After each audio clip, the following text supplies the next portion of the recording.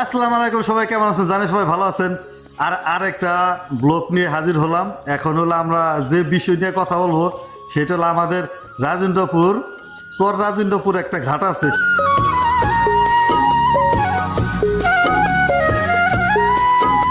এখন আমরা রাজেন্দ্রপুরের একটা ঘাট সম্বন্ধে কিছু অজানা তথ্য আমরা এই ভাইটির মুখ থেকে শুনবো।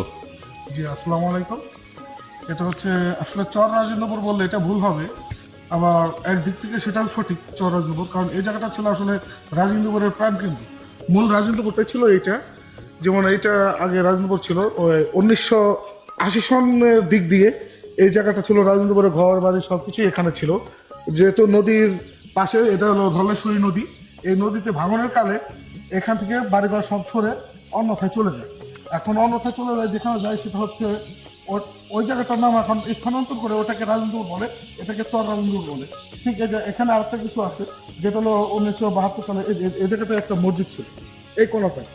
এই মসজিদটা এখন নাই, এটা কেউ দেখতে এখানে পারে না। ছিল নাকি? হ্যাঁ জি, এই পয়েন্টে একটা মসজিদ ছিল, যে মসজিদটা আরো মানে 1972 সালে একটা রেকর্ড একটা মসজিদ, যেটা আসলে মোল্লাদের সম্পদ ছিল, যেটা খাদিম মাতবারের একটা জায়গা ছিল। এটা সেই খাদিম মাতবার নিজের জায়গায় এই মসজিদটা দিয়েছিলেন, কিন্তু এই নদী ভাঙার কারণে এই মসজিদটাও ভেঙে যায়, এখানে আর বসত বাড়ি হয় না।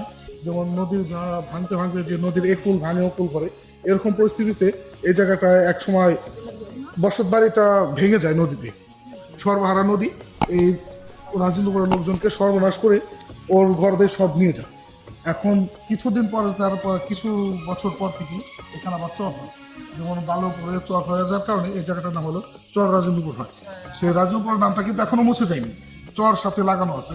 যেহেতু বালুপুরে এখানে আবার নতুন করে চাষাবাদ শুরু করে, কিন্তু যারা এখানে ছিলেন তাদের অনেক কষ্টদায়ক বা বেদনাদায়ক স্মৃতি এখানে জড়িত আছে। আসলে এই সব যে তথ্য সেটা তো আমরা আগে কারোর কাছ থেকে শুনি নাই, আজকে আমরা প্রথম শুনলাম। আর আসলে আমাদের এলাকায় অনেক অনেক জায়গা আছে, অনেক অনেক বিষয় আছে যেটা কি সম্বন্ধে আমরা কিছু জানি না। সেই সব ঠিক আছে, জিনিস মানে এমন কিছু কিছু যেগুলো আছে যেগুলো আসলে আমাদের জন্মের আগে, যেমন 1980 দশকের 1980 সালের দিকে এই জায়গাটায় একটা গ্রাম ছিল, সেটা একটা রাজেন্দ্রপুর গ্রাম ছিল। এখানে অনেক বসত বাড়ি ছিল, এই পাশটাতে ছিল বাড়ি ঘর, এদিক দিয়ে সব বাড়ি ঘর ছিল, এটা ছিল বাড়ি ঘর, এখান দিয়ে ছিল, এখান দিয়ে একটা রাস্তা ছিল। সেই না, ওইখানে না, সরকারি রাস্তাটা এটাই ছিল রাস্তা। এই রাস্তা দিয়ে যাতায়াত করতো লোকজন, প্লাস এই দিক দিয়ে আসতো। যেমন নদীতে ভেঙে গেছে, এখনো ওই যে অনেকটা ভেঙে ভাঙন জায়গাটা দেখা যাচ্ছে, ওই ওই ভিতরটা গহীন হয়ে যাচ্ছে। যেমন এখানে মসজিদ ছিল, গত 2 বছর আগে ওইখানে পিলার দেখা গেছে, মসজিদের পিলার পর্যন্ত বেরিয়ে আসছিল। সেই পিলারগুলো এখন আর এখানে দেখা যাচ্ছে না। এই সর্বনাশ নদীতে ভেঙে এই মসজিদটাকে পর্যন্ত রক্ষা পায়নি নদীর কাছ থেকে। এই হলো রাজেন্দ্রপুরের পরিস্থিতি বর্তমান। এই জায়গায় এরকম সুন্দর সুন্দর অজানা কিছু তথ্য নিয়ে নেক্সট আরেকটা ভিডিওতে হাজির হব।